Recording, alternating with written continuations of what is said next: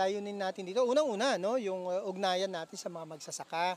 Gusto nating maramdaman o marinig yung kanilang mga concerns. Pangalawa, gusto nating pakita sa Pangulo kung ano yung ginagawa ng National Food Authority para matulungan ang mga magsasaka.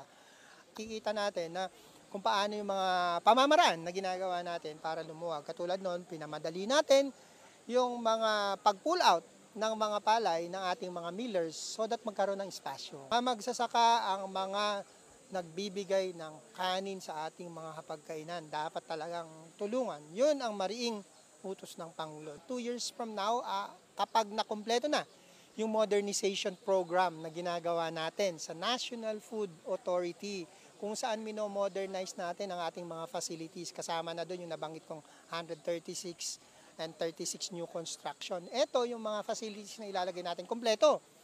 From weighing scale, to drying, to milling, to packaging, included pati mga malalaking silo para pag-imbakan natin ng palay.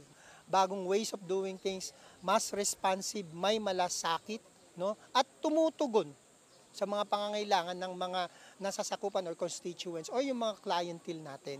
Yun ang bagong Pilipinas. Ito na po yung pinakahihintay natin, kaya masaya kami dahil yung 20 pesos ng ating Pangulo ay matutupad na ngayon. Kalaking bagay po ito, lalo na po sa mga mahihirap